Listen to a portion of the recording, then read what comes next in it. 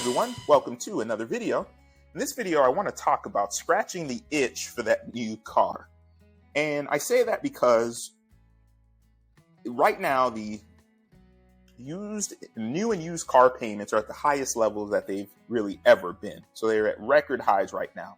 And that's of course caused by supply chain issues, the fallout from the pandemic, and then of course overall inflation, the rise of interest rates, and really just that limited supply.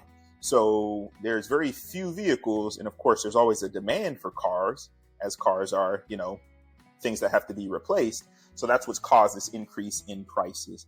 However, if you have a functioning vehicle now, you may want to consider holding on to it and holding off on making a purchase.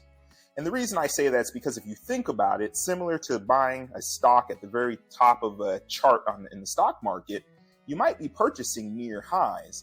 And it's not to say that the car market's going to come crashing down. However, what we do know is that sometimes when things get overheated, they do have a tendency to cool.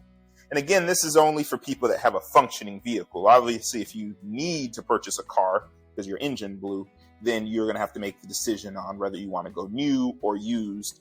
And, that's kind of a different conversation. To jump to this one, right? Because this is the other car I've been considering. It's a 2022 GR Supra starting at $43,540. And I talked about this car before as it relates to some of the Lego builds. And this car is truly a beautiful vehicle, no doubt about it. If you're into sports cars, you're into coupes, it's definitely nice. Of course, building off on the Supra from the 1990s. Okay, and those are just some of the different models. So you see the price ranges anywhere from $43,500, and it can go all the way up to $63,000. Okay, and of course you still have to add interest and all the other good stuff. So anyways, what I want to jump over and do though is I want to come over here. This is on Dave Ramsey's site, and I just like this because it's in chart form, and he talks about the initial car value and depreciation over a 5-year period.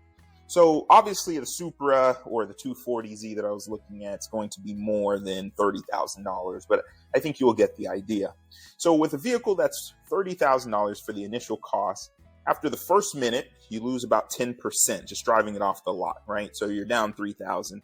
And then of course, every year from there, you're going to continue to experience depreciation. Now, in the past, I have had perfectly functioning vehicles, nothing wrong with them.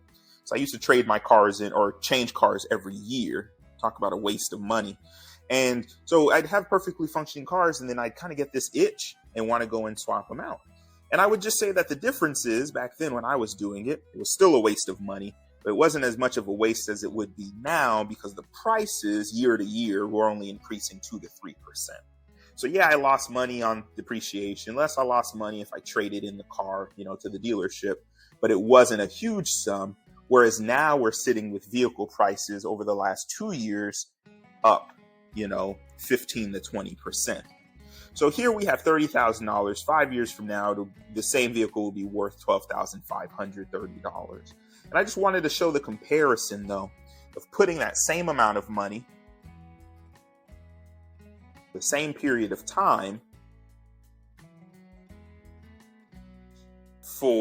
with a return similar to that of the stock market. I'm just going to go and say 12%.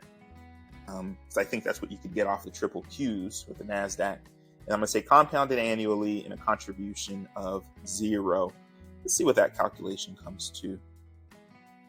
Okay, so if I have my assumptions right, then starting with $30,000 now for 5 years, compounded annually, I would actually have earned $22,870 in interest. So that same $30,000 could be worth $52,870.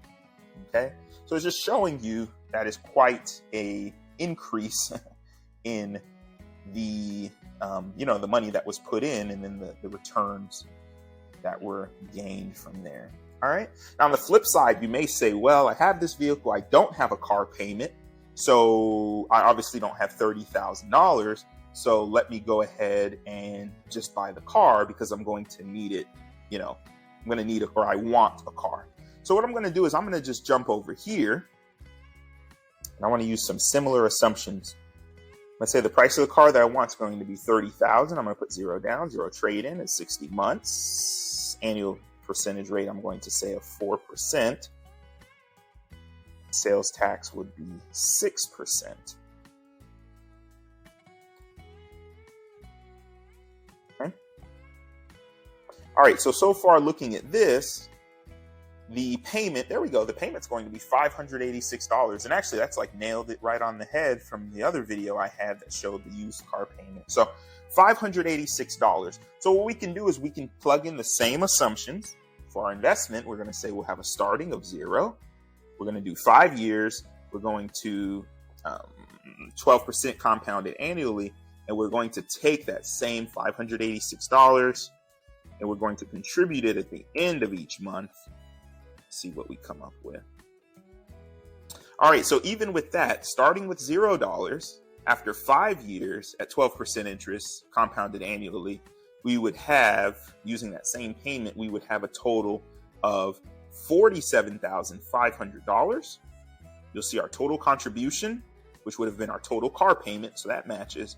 And then you see the total interest that we would have earned would have been $12,366. And honestly, that is one way, unless you're born with a silver spoon in your mouth, that's one way that you can get rich, right? We're all given the same amount of money, and it's just how we're able to spend it or how we choose to spend it. So with that being said, that could be an option during these times. And the only reason I think this would be an important consideration is that right now, the car market is, again, very heated. Some may call it inflated. It's not operating, or it's not natural. Having car payments in the 600s for a used car, in my opinion, is not a natural thing.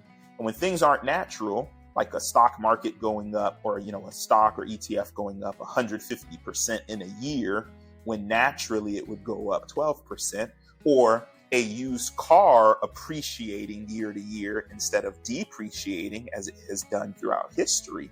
When things are out of whack like that, it gives us time to pause and say, maybe we should reconsider some of our decisions. So anyways, I just wanted to make that comparison. I appreciate your time as always. I think I'm going to go ahead and hold off from upgrading to a vehicle now. And, who knows what will happen. Maybe the car market will see a slump. It will definitely see a slump if we go into a recession. That is a for sure fact. We'll probably see a collapse in the used car market.